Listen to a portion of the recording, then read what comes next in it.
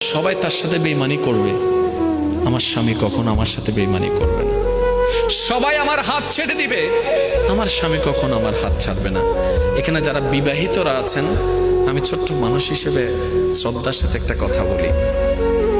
এক ঘরের নিচে থাকলে, একই ছাদের নিচে থাকলে অনেক কিছুই হবে। মন মালিন্য, পক্ষে বিপক্ষে, পছন্দ অপছন্দ অনেক কিছুই হবে। এগুলাকে ফোকাস দিয়েন না, ডিভোর্সে যায়েন না। কারণ ডিভোর্স করে যেখানে যাবেন সেখানে যে মহাসুখ পাবেন এরকম কোনো গ্যারান্টি নাই। যেখানে আছেন থাকুন, আল্লাহর রহমতের আশা করুন। ডিভোর্স কখনো সমাধান হতে পারে না। স্বামীর কাজ হচ্ছে স্ত্রীদেরকে মায়া প্রদর্শন করা, মহাব্বত প্রদর্শন করা, কেয়ারিং প্রদর্শন করা। আর স্ত্রীদের কাজ হচ্ছে স্বামীদেরকে ভক্তি করা, শ্রদ্ধা করা, সম্মান করা।